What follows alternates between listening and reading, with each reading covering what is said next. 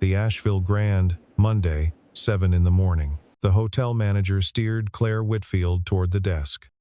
"Miss Whitfield, this is Mr. Cross. He came in overnight for the fault on 3. Whole wing would have been dark." Daniel Cross stood by the service door in a gray work uniform, toolbox at his feet. He extended his hand. Claire's eyes dropped to it, grease caught in the crease of his knuckle, and then she looked away and kept walking. Not a word. Daniel lowered his hand. Slowly, his face held nothing. He didn't know the woman who just walked past him held 60% of his firm. Asheville, in 2024, was a city in the middle of becoming something. The old neighborhoods held on craftsman bungalows, independent hardware stores, diners with handwritten menus, while new money crept in from the edges, converting warehouses into creative offices, planting coffee shops with no signs on the door. It was the kind of city where a man in a work uniform and a woman running a 7-figure consulting firm could live within 2 miles of each other and never once occupy the same room. Claire Whitfield had built Whitfield and Voss Consulting over 5 years, out of a single rented office on Lexington Avenue, and a willingness to outwork everyone in the room. The firm was good, genuinely good at turning struggling mid-market companies into acquisition targets or turnaround stories. She had 12 employees, 3 anchor clients, and a reputation that had finally grown large enough to reach the kind of investors who didn't return cold calls. Meridian Capital was the largest she had ever approached, $18 million. The number sat in her head every morning before she was fully awake. Garrett Voss, co-founder, COO, the man whose name came second on the letterhead, had his own ideas about how to approach Meridian. In the conference room that Monday afternoon, he laid out a presentation restructured to center his operational role. Claire listened without interrupting. When he finished, she asked one question: "Which sections did you move?" Garrett smiled the way people smile when they think the other person is missing the bigger picture. "The ones that needed context," he said. Claire nodded once and said nothing more. She had learned that some arguments were worth having in writing. Daniel left the Asheville Grand at 8:15, drove across town in his F-150, and was parked outside Asheville Elementary by 3. He watched the double doors until Lily came through them at 3 to 10, backpack bouncing, a folded piece of construction paper clutched in both hands like a document of some importance. "I drew our house," she said, handing it to him before he could ask. He unfolded it carefully. A square house in green crayon, 1 window, a tree that was taller than the house, and 2 figures out front, 1 tall, 1 small. He folded it back along her original crease and tucked it into his shirt pocket. "It's good," he said. "I know," she said. He had been doing this for 4 years. Wake at 5:30, take the first job call, be done before 2:30 when possible, pick up Lily by 3:15 at the latest, dinner by 6, dishes by 7, Lily in bed by 8:30. Then the quiet part of the evening, the part where he would scroll through the emails from Marcus without opening most of them, read the ones that needed a response, typed 2 lines, and closed the laptop. Marcus ran Meridian Capital. Daniel let him. It had been the arrangement since Sarah died, and it worked well enough that neither of them had felt the need to revisit it. That evening, Claire received a text from Lily's teacher about a parent volunteer meeting for the 3rd grade science project. Daniel received the same message 4 minutes later. Claire read the sign-up sheet attached. Her daughter Emma was paired with a student named Lily Cross. She typed a confirmation, set her phone face down on her desk, and went back to the pitch deck. Daniel read the message while standing over the stove. He scrolled to the parent contact listed alongside his Whitfield, Claire. He stopped, then he put his phone on the counter and turned down the heat under the soup. The parent meeting was held on a Tuesday evening in the school library, folding chairs, arranged in a rough circle, the smell of dry erase markers and old carpet. Daniel arrived at 6:50 and took a seat near the back. He had his jacket on, which was unusual for him. He wasn't sure why he'd put it on. Claire arrived at 7:04. She moved to the front without looking around. She did not see Daniel until 20 minutes later, when the teacher, Miss Fowler, a small woman with reading glasses pushed up into her hair, began organizing parents into pairs to support the project. Claire was assigned to the same table as Daniel. She sat down across from him, looked at his face, placed him the lobby, the extended hand, the moment she had kept walking. Something shifted briefly behind her eyes and then was gone. She opened the project binder Miss Fowler had distributed and said, "The presentation is scheduled for the 15th? That's what it says," Daniel said. They divided the support tasks without difficulty. He would help with the structural materials. She would coordinate the research component. It took 9 minutes. They did not discuss anything outside the project. Across the room, Lily was showing Emma something on a piece of paper, a sky she had painted in art class. Blue layered over blue with white pressed in at the center. "You can't just use one color," Lily was saying. "You have to blend it, otherwise it looks fake." Emma studied the painting with the seriousness of someone being taught something she suspected she should already know. Claire watched them for a moment. She looked away before Daniel could notice her looking. That night, after Lily was asleep, Marcus called. Daniel was sitting on the back porch with his phone on the armrest, watching the lights of the neighborhood through the maple branches. "I need to tell you something," Marcus said. He didn't use that phrasing lightly. "Meridian is moving forward on a deal. The firm is called Whitfield and Voss Consulting. Does that name mean anything to you?" Daniel was quiet for a moment. "I've met her." "When?" "Twice. Once at the Grand, once tonight at Lily's school." A pause. "Then you need to know the Lily Cross Trust holds 60% of Meridian's voting shares. Every deal above 10 million requires your signature. You're the controlling stakeholder, Daniel. You've always been." "I know what I am," Daniel said. "Process it the normal way." "I can't."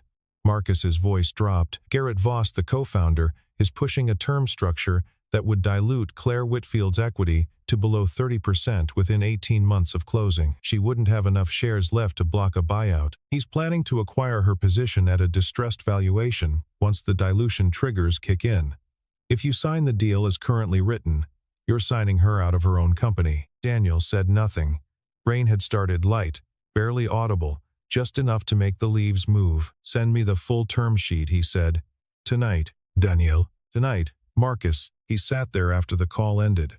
After a while, he opened the laptop he kept on the kitchen table for Lily's homework. He typed the name into the search bar, Whitfield and Voss Consulting. The website loaded clean, professional, a photograph of the executive team. Claire Whitfield was in the center.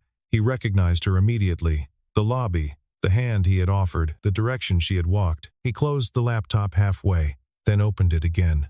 There was work to do. He read through the documents until 2 in the morning, working the way he worked a complicated electrical fault, not from the end backward, but from the source forward, tracing each line until he understood where the current was meant to go and where it was actually going. The term sheet was 41 pages.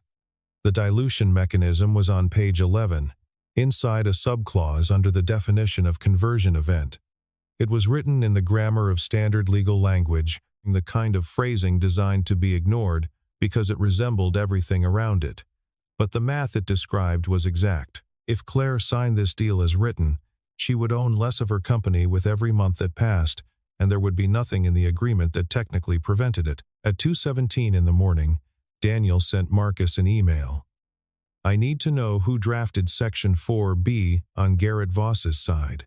And I need the full internal correspondence between Garrett and the Meridian board members going back 60 days. He did not go to sleep after that.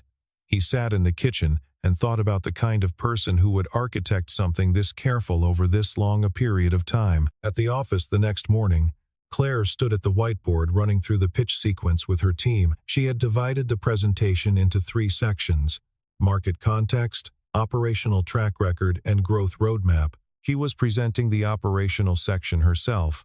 Garrett had the financial model. She paused at one point and asked, without making it a larger moment than it was, "Who's the actual decision-maker at Meridian?" "Not the committee who moves first." Garrett looked up from his laptop. "It's a committee structure, standard for a firm their size. No single person holds veto power on the investment side." "That's not what I asked," Claire said. Garrett set his pen down. "The committee acts on consensus. There's no individual with unilateral authority." He said it the way a person says something true, in a way designed to leave out something important. Claire turned back to the whiteboard. That evening, she picked up Emma from the after-school program and asked on the drive home, "How's the science project coming?" "Good," Emma said. "Lily figured out how to make the rings on Saturn look right. You have to use 2 different colors of orange. How do you know which colors to use? She just knows, Emma said, as if this required no further explanation. Claire looked at the road. That night, Marcus's reply arrived in Daniel's inbox.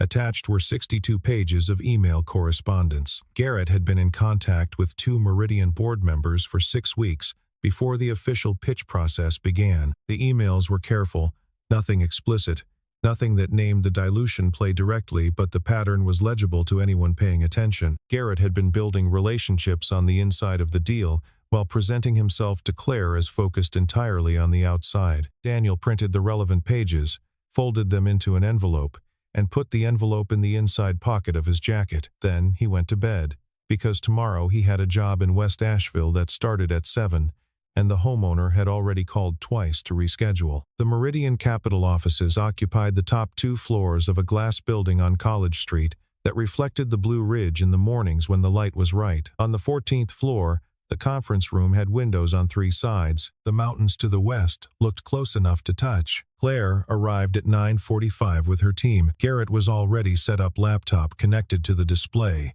printed materials at every seat, a yellow legal pad at his own place covered in handwriting Claire hadn't seen before the meeting. He had been here earlier than she had. She noted this and said nothing. The presentation ran an hour and 20 minutes. Claire handled the opening and the strategy sections. Without hesitation, she had given versions of this talk dozens of times and had stopped needing notes for it 2 years ago. Garrett took the financial model and ran long on it, drifting twice into territory that belonged to her section. Each time she waited for a natural pause and then redirected with a question that brought the room back to the framework she had established. The board members asked good questions. The session ended with handshakes and the polished neutrality of people who make decisions on other people's timelines. While the pitch was in progress, Daniel was sitting in the 4th floor waiting area with a paper cup of water and his jacket folded over one knee. The receptionist had asked him twice if he needed anything else. He had said no both times. Marcus came down at 11:15. They stood in the corridor near the stairwell door. "You could have told me you were coming," Marcus said. "I'm telling you now." Marcus looked at him, the work jacket, the paper cup, the complete absence of performance. "You haven't been in a board meeting since Sarah died." "I'm not going to a board meeting. I'm sitting in a hallway." "Daniel, who in that room knows my name?" Marcus thought about it. No one. The board members know the trust exists. They don't know who the trustee is. "Good," Daniel said. "Keep it that way." The pitch team came out at 12:05.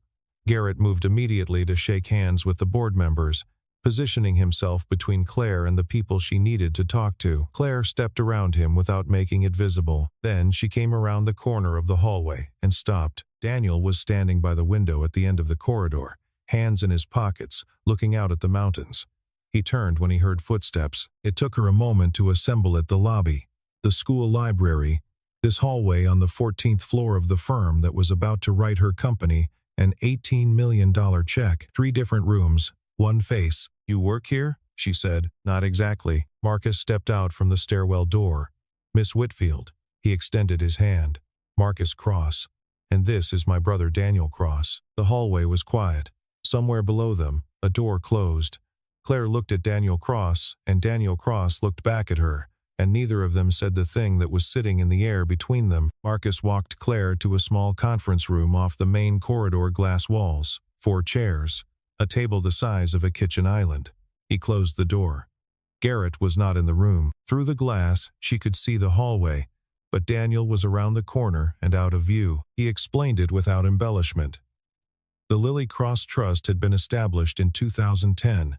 It held 60% of Meridian Capital's voting equity. The trust's sole trustee was Daniel Cross. Any investment decision exceeding $10 million required his written approval. Without his signature, the deal did not close. It was that simple, and had always been that simple. Claire listened. Her hands were flat on the table. She asked no questions while Marcus spoke, and when he finished she was quiet for a moment before she said, "How long has this structure been in place?" "Since we founded the firm," Marcus said. "Daniel stepped back from operations 4 years ago. His wife passed. He needed distance, and I gave it to him, and neither of us revisited the equity structure afterward." "Why not?" Marcus considered the question. because he didn't want to, and because Meridian kept running. You don't fix what functions. She nodded once. Then she stood up and said, "Thank you, Marcus," and walked out. Daniel was in the hallway where she had left him, standing at the window, watching the city below. A truck was idling at the intersection. A woman was walking a dog in the square. He heard her steps and didn't turn immediately. She stopped beside him. They both looked down at the street. "When did you know?" she said. "Know about the deal? A few days ago. Know you were Claire Whitfield?" He paused. "The school meeting, and you didn't say anything." "You didn't either." It wasn't an accusation, but it settled between them like something that had weight. Her phone buzzed. She looked at the screen. Garrett, a message about a dinner reservation, a place on Broadway, the kind of evening that implied celebration. She put the phone back in her pocket without responding. "I need more time before I sign," Daniel said. He was still looking at the street. 7 days. The deal will cool. A good deal doesn't cool in 7 days. She turned her head to look at him. He was still watching the street. The truck at the intersection had moved on. 7 days, she said. She drove back to her office. She opened the term sheet on her screen, the same document she had read 4 times in the last 2 weeks. She started at page 1 and read differently now.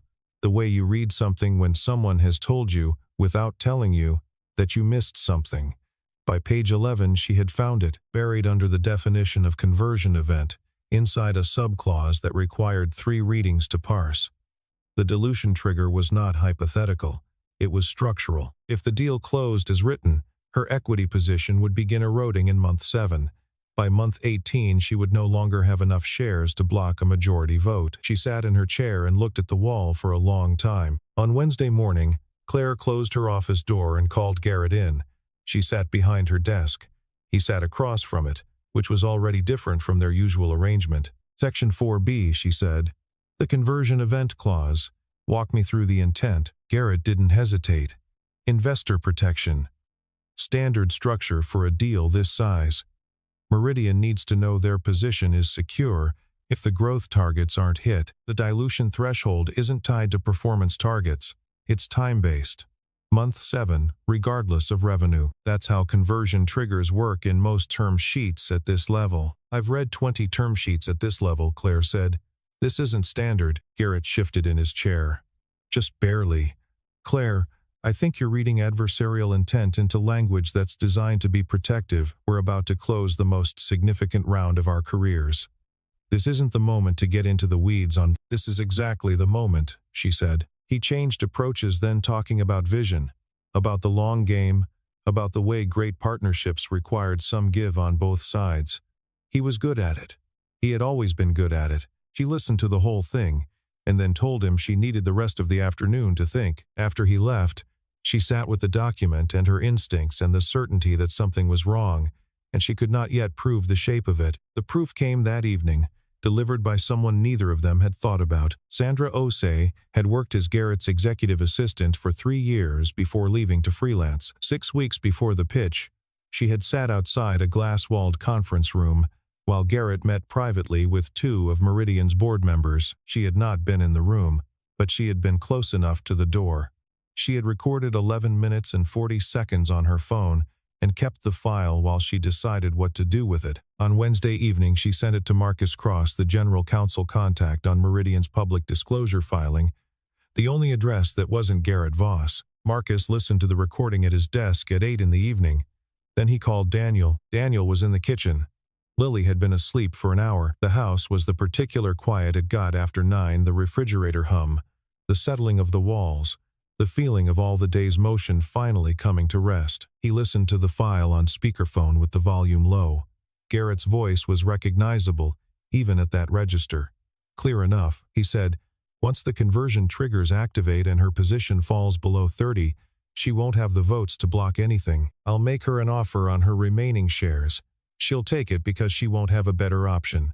And then we restructure the cap table the way we should have from the beginning." Daniel set the phone face down on the counter.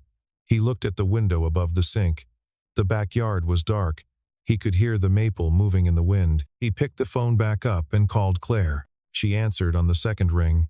He could tell from the quality of the silence behind her voice that she was still at her desk. "I need to meet with you," he said. "Tomorrow morning." Without Garrett. What time? 7. Mill Street Coffee. Do you know it? I'll find it, she said. They hung up. In her apartment, Claire turned off her desk lamp and sat in the dark for a while. In his house, Daniel turned off the kitchen light and stood in the hallway for a moment before going upstairs to check on Lily. She was asleep on her side, one arm wrapped around a stuffed rabbit that was missing one eye. He stood in the doorway for a moment.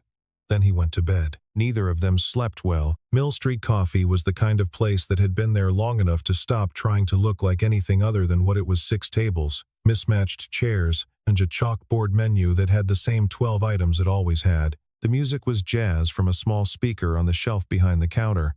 The front window let in gray morning light and the slow movement of the street outside. Daniel arrived at 6:45. He ordered 2 black coffees without deliberating. He sat at the table near the window and waited. Claire came in at 7:02. She saw the 2 cups and sat down across from him. You ordered for me. I don't know what you drink, he said. But it's early and you came from across town. This seemed right. She looked at him for a moment, then wrapped her hands around the cup. He slid his phone across the table. The recording app was open. Listen to this first, he said. All of it. She put in the earbud he offered and listened. Daniel watched the street. A man unlocked the bakery across the road and propped the door open. A dog tied to a parking meter lifted its head, then settled again. Inside the coffee shop, the jazz moved through a bridge and came back around. Claire set the earbud down. She did not look up immediately. When she did, her eyes were steady. He planned this before the pitch, she said. It was not a question. He was in contact with 2 Meridian board members 6 weeks before you went in, Daniel said. He was building the inside of the deal while he was running the outside with you. How long have you known something was wrong? I knew there was a structural problem in the term sheet when Marcus sent it to me. I didn't have proof of intent until last night. You could have let it close, Claire said. Deal goes through as written. I lose control of the company in 18 months. Garrett buys my position at a discount. You still hold 60% of Meridian. Nothing changes for you. Daniel looked out the window. The bakery across the street had its lights on now, orange and warm against the gray morning. I built Meridian so that the money it moved would do something worth doing, he said. Not so it could be used to take something from someone who built it herself. The coffee was good. Neither of them rushed it. They spent the next hour working through the restructure, which clauses to remove, what replacement language would protect Meridian's legitimate interests, without the concealed dilution mechanism, what the timeline would need to be to get a revised term sheet in front of the board before Garrett could maneuver around them. Daniel had done enough of this in a different life to move quickly. Claire was faster with the details than he expected. They worked in the practical register of 2 people who are past the part where they have to establish credibility with each other. At some point, in the space between one subject and the next, Claire said, "What's your daughter's name?" "Lily. Emma talks about her." Daniel looked down at his coffee cup. Something moved at the corner of his mouth, not quite a smile, not performing as one, just a small, involuntary thing. Claire saw it and looked back at her own cup. When they stood to leave, Daniel held out his hand the same way he had in the lobby of the Asheville Grand, except that nothing about this moment resembled that one.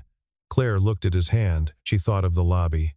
She thought of herself walking away. She took his hand and shook it the way you shake the hand of someone you're glad is on your side. "Thank you, Daniel," she said. It was the first time she had used his name. The emergency board meeting convened at 9 on Friday morning on the 14th floor. 8 people around the conference table, 6 board members, Marcus and Daniel. The mountains were visible through the west window, clear this morning, closer seeming than usual in the October light. Daniel sat to Marcus's right. He had a navy shirt on, dark slacks, no tie. He set a folder on the table in front of him and left it closed. He didn't introduce himself. No one asked him to. Garrett arrived at 9:04. He came through the door at his usual pace and stopped when he saw Daniel, a pause of a quarter second. No more, and then his face reassembled, and he moved to his seat at the far end of the table. Marcus noticed. Daniel had already looked down at his folder. Marcus presented first. The recording, the emails, the pattern of contact between Garrett and the 2 board members whose names appeared most frequently, once in week 2, twice in week 4, 3 times in the final 10 days before the pitch. He laid it out the way a contractor lays out a job estimate. Everything itemized, nothing inflated. The room was very quiet in the way that rooms become quiet when everyone in them is processing information they cannot unknow, and cannot quite believe they didn't know sooner. Garrett's first response was the most defensible one available to him. That conversation was taken out of context. Those were exploratory discussions, standard pre-deal relationship building, with two sitting board members. Marcus said, 6 weeks before a pitch, you had material non-public information about. His second was more tactical. Garrett turned slightly in his chair and addressed not Marcus but the room. Daniel Cross has not participated in Meridian's operations in 4 years. The question of his standing in a governance matter of this kind. Daniel opened the folder. He took out a single page and placed it on the table. The Lilly Cross Trust, original, notarized. The equity structure, set out in the specific language of legal instruments, 60% of voting shares. Sole trustee, no expiration. He laid it flat. I don't need standing, he said. I need my signature. And I haven't signed. Garrett did not speak again after that. The vote took 11 minutes. Garrett's role in the transaction was suspended pending formal review. The deal was tabled in its current form pending restructure. 2 board members who had met privately with Garrett recused themselves from the vote on the question of their own conduct review. Neither of them argued the point. Claire sat in the room as the receiving party, present, attentive, saying very little. When Marcus turned to her near the end and asked whether she would accept a revised term structure, she said, yes. Then she looked at Daniel for 1 second, before she looked back at the papers in front of her. The meeting adjourned at 10:55. Claire was standing in the hallway when Daniel came out. He saw her and slowed his pace without stopping. It's done, he said. It's done, she said. The hallway was quiet. Somewhere below them, an elevator opened. Neither of them reached for the next sentence, not because they didn't have one, but because the silence was doing something that words would have interrupted. Daniel nodded. Once, then he walked to the elevator. Claire watched the corridor until he turned the corner, and then she looked at the place where he had been for a moment before she turned the other direction. 3 weeks passed. Asheville moved through the first cool days of October, the maples beginning their slow shift from green to something warmer. Daniel spent most of the week rewiring the first floor of a Craftsman in West Asheville old knob and tube that had been patched so many times it had become its own system, a record of every owner who had tried to fix something without fixing the original problem. He worked steadily and didn't think about much else. Marcus handled the revised deal documents. The new structure came together without incident. Claire signed the final closing papers on a Tuesday. $18 million, clean terms, no hidden triggers. She read the full document before signing all 43 pages. Garrett's departure from the firm was handled through a letter from the company's legal counsel. On Monday morning, his office was empty. His name no longer on the conference room booking system. The office held his absence the way rooms hold the shape of furniture that's been moved. On a Friday afternoon, the 3rd grade class at Asheville Elementary held its science project exhibition in the gymnasium. Folding tables were covered in poster boards and models, and the concentrated effort of children who had worked on something for several weeks and were now prepared to explain it to adults. Daniel arrived and took a seat in the 3rd row. He had his jacket on again. Claire came in 6 minutes after him and sat in the same row, 1 chair between them. Lily and Emma stood at their table with a scale model of the solar system built from papier-mâché and wire and careful amounts of paint. Lily handled the explanatory portion. She pointed to Saturn's rings and said, "You can't just use yellow. You have to put orange in the outer band and blend it at the edges, or it won't look like the photographs." Emma nodded with the authority of someone who had watched this process and understood its importance. Daniel clapped. Claire clapped. They both looked at the table and nodded each other. Afterward, Lily came running across the gymnasium floor and took hold of Daniel's wrist with both hands. "Dad, Emma invited me to her house this weekend. Can I go?" Daniel looked up. Claire was standing 5 feet away. The question Lily had asked was technically about a weekend visit, but it was also about something else. And all 3 of them understood this, though only 2 of them could have said so. "Is that all right?" Daniel said to Claire. "It's all right," Claire said, "if Emma's dad agrees." Lily swung toward Daniel. "Dad, do you agree?" He looked at Claire for a moment. "I agree," he said. Lily released his wrist and ran back to Emma to deliver the verdict. The two of them disappeared into the crowd of children and parents and poster boards. Daniel and Claire stood in the gymnasium, surrounded by noise, with nothing requiring them to stay there and nothing requiring them to leave. The weekend came. Claire pulled into the driveway of a small house on the edge of the city on a Saturday afternoon. Wood frame, a covered porch, a garden at its autumn version of itself, a maple burning orange. Before she could knock, the door opened. Daniel had an apron on over a dark shirt. Behind him, the house smelled of onions and butter. "Come in," he said. "I'm in the middle of something." No greeting beyond that, no performance. Just the door open and the warm kitchen smell and the assumption that she would come inside, which she did. Emma and Lily were audible before they were visible. A moment later they were gone into Lily's room, and the house settled into its quieter register. 2 adults, a kitchen, something on the stove. Claire sat at the kitchen table. Daniel stirred the pot without looking over. They talked the way people talk when they are comfortable enough not to need a reason, about the neighborhood, about a coffee shop on Marymount Avenue that had changed owners, about the time Daniel had tried to teach Lily to read a wiring diagram, and she had decided it was a treasure map and searched the house for 3 days. At some point, Claire stood up and moved beside him at the stove. She hadn't been invited. She just stood there and said, "It needs more salt." He handed her the salt without asking how she knew.